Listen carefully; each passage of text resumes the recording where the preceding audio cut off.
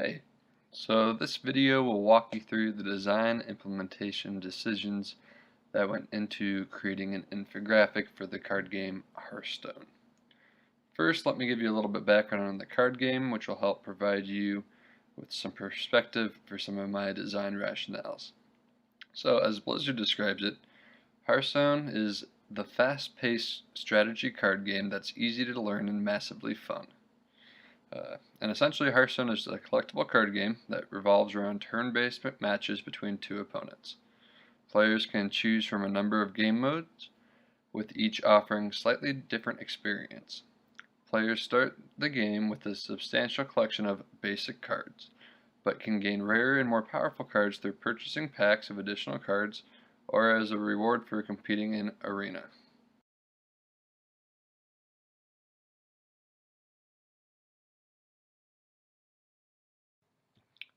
To aid with the assistance of the design, I modeled my infographic after a few other designs.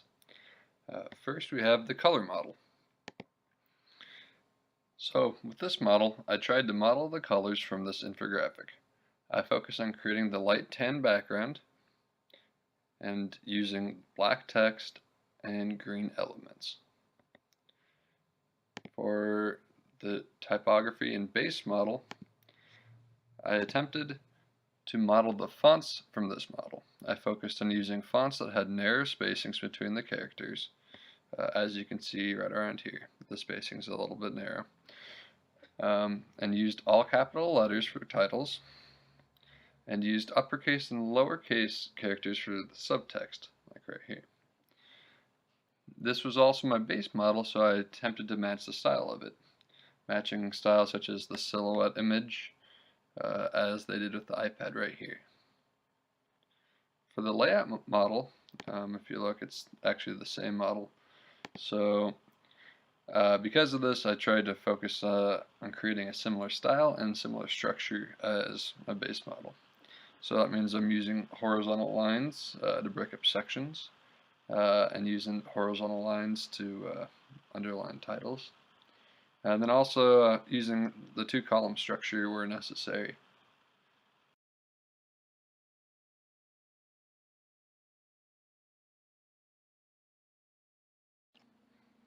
I will now walk you through each of my individual displays, starting with the number display. So this is my numbers display, and this infographic portrays the win rate statistics for September in a visual form. The data is encoding using a bar graph with silhouette images. The height of a silhouette represents the win rate percentage. So for colors, it uses the colors green for the content, and it contrasts with the light tan background. For the text, the display uses a white text to contrast with the green text as titles to contrast with the light tan, and then the titles are capital, subtitles are capital, and the subtext is the combination of uppercase and lowercases. And then some of the weaknesses that this display has is that the silhouettes make the bar graph more appealing than a traditional bar graph to look at, but harder to judge the accuracy of the percentages. So I tried to combat this by applying percentages above every unit, as you can see there and there. But it remains true that if you're looking at it, it's more difficult visually to compare statistics using this display than a traditional bar graph. So looking at it, it's like hard to tell the differences between these individual ranks. Where if it was a bar graph, it would be a lot more simple to look across and see, hey, this one's this tall, and that one's a little bit taller. So that's one of the primary weaknesses of this display.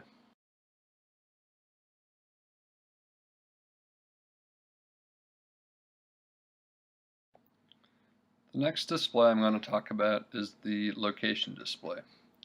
So this display portrays the Blizzard office locations in the United States.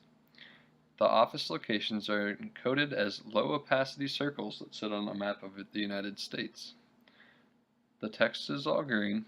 Again, titles and subtitles use the narrow spacing and all capital text, and the subtext uses normal sentence conventions. I want to say that the primary weakness I see in this display is that it is difficult to tell how many offices Blizzard has in California. So right over there. With the current style I use, the circles overlap when placed close together, and it is hard to distinguish with how many circles are in each cluster. So like there, I think maybe 3 and 3, but it's just hard to tell.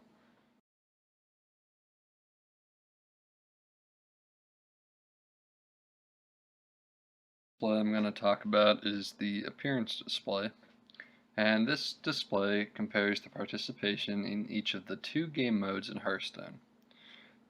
The data is encoded using a percent statistic, so 70% here and 30% here. The appearance of the construction silhouettes and the arena silhouettes next to the percentages help bring substance and value to the data. I used green to build the silhouettes on a contrasting tan background, just as my model displays. The text follows the same convention as the model, using capital titles and subtitles, conventional subtext, all with narrow spacing. So as you can see here, all caps, mix of caps and lowercase, all with narrow spacing. I think the biggest weakness with this display is the lack of information presented. It's visually appealing to look at, but you don't get much insight out of it. Big display, and all you get is the 70%, 30%. So.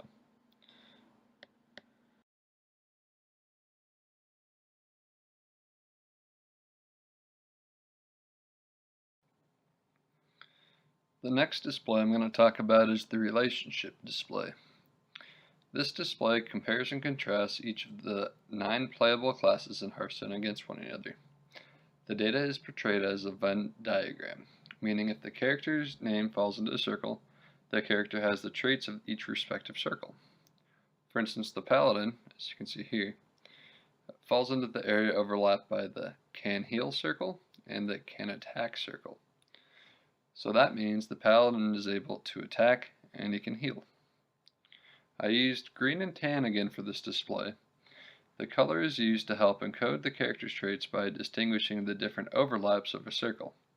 For instance, if there is one overlap, as you can see by the can heal and can attack, right here, this area will be tan.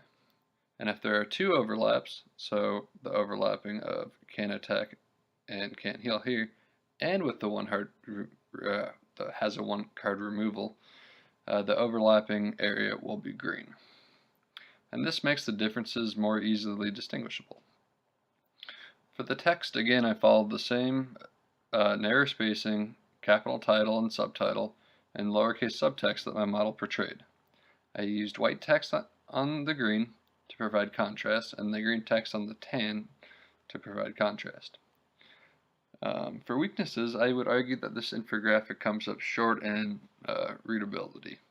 In my final infographic, this display is somewhat small, and due to the large quantity of characters, the font had to be smaller than I would have liked. So for this text specifically, like the Paladin, Warrior, Druid, Warlock, there's just a lot of names, so you had to kind of shrink that down farther than I would have liked to, meaning that the names of each one of the character classes can be hard to read.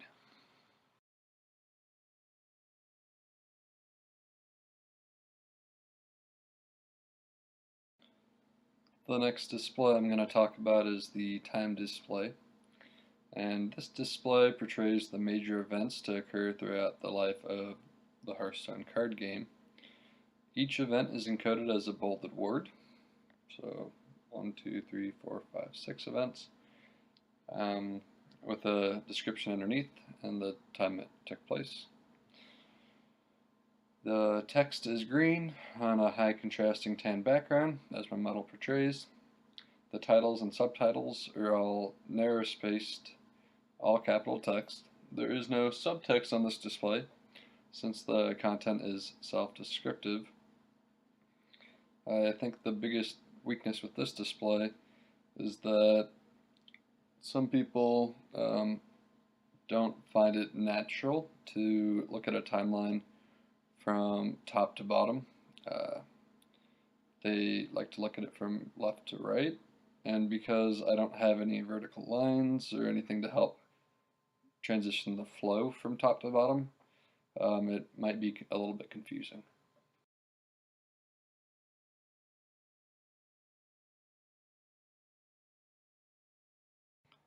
The next display I'm going to talk about is my second numbers display. And this infographic portrays the percentage of people who get each quantity of wins in an arena. So the data is encoded using an area graph, where the area under the curve is the amount of people who started the tournament and are still left competing. So as you can see right here, all the way up to 100% and all the way down there, you're at 0.06%, and it's really easy to see that that's a big difference of people who are at 0 wins to 12 wins. The colors, the display uses green for content, which contrasts on the light tan background. The text, the display uses the green text as titles, subtitles and subtext, and titles and subtitles are capital. Subtext is your conventional, starting capital letter, then lowercase after that. I want to say that this display is pretty neat because it's easy to see how difficult it is to make it to 12 wins. It's really easy to see the visual contrast from the 0.6% to the 100%. But I think it is lacking because it fails to encode losses, which is another key aspect of the tournament since it's a triple elimination tournament.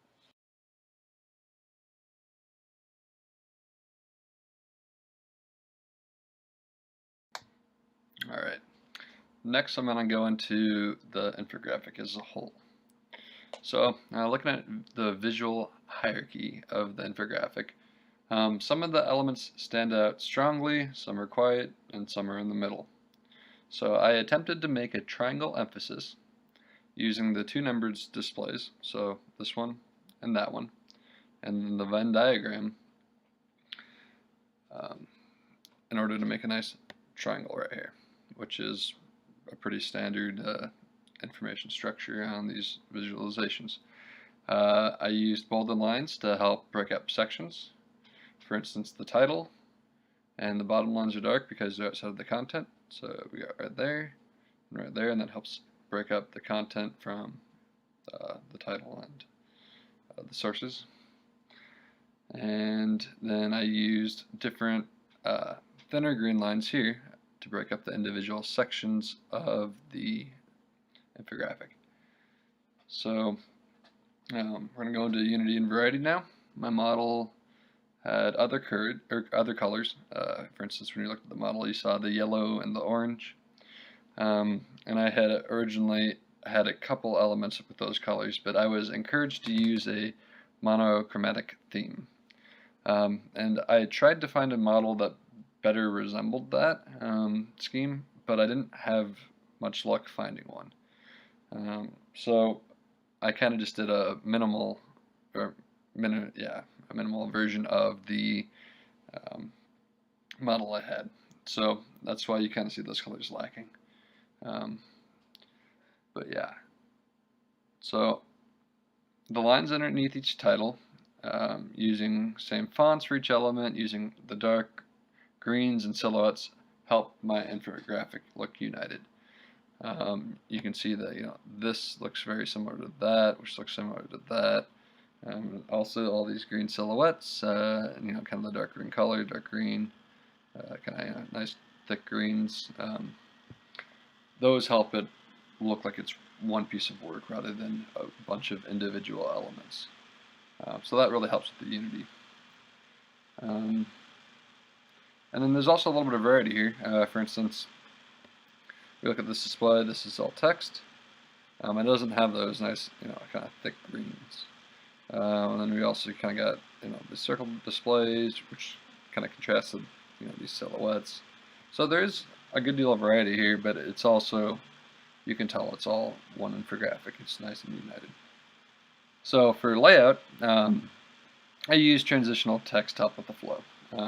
So if you look right here, I start kind of by introducing the characters, and we kind of move down. Your eye kind of wanders down to here, and this is game modes. So now you learn with the characters. You kind of learn, what are the game modes, and then you kind of feel like that would be the next area you look, but because this one is a little bit heavy and a little stronger with those dark colors, I know my eye goes here. So at least that's what I was kind of designing, again, with the triangle here. So yeah, that one's a little more emphasized, and this element compares and contrasts the characters. So we learned a little bit, we know all the characters now, we know the game modes, and now we kind of have compared and contrast. We know some of the differences between the characters. And then the flow kind of takes you from here. Again, you would think maybe there, but I look down here, and I think that that's the natural kind of layout and transition, the triangle.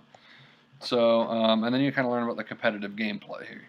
And you can see, when I talked about this display, it's really easy to know that this is a competitive game. So we know the characters, we know, different game modes, and we're kind of going through this natural thing.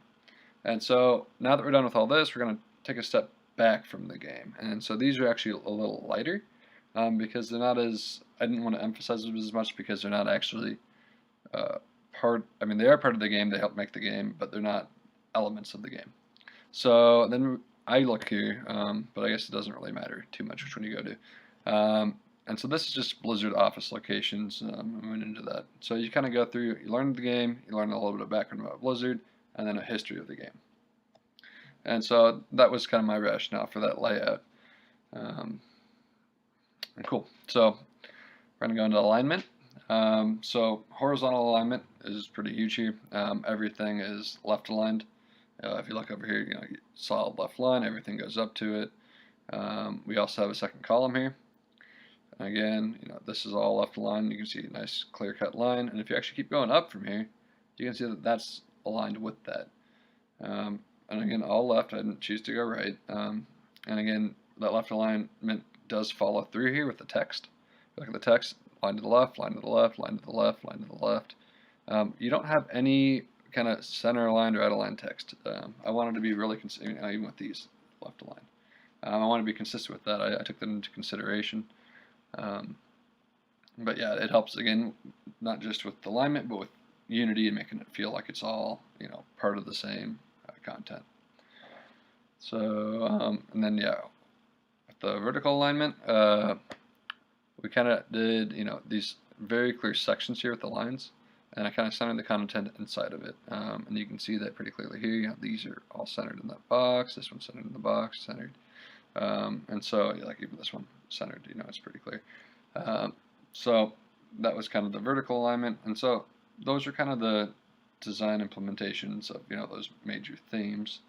And then kind of to wrap this up, if you look down here, I've included my sources, and those are consciously put outside of the content because, this is all your information and data. This is what you're learning. You can learn more from going out here, but there actually isn't any information provided down there, so it's outside of the content. And yeah, that's my Hearthstone Infographic. Thanks for the great quarter. I learned a lot about the visualization of information and the aesthetics of information design.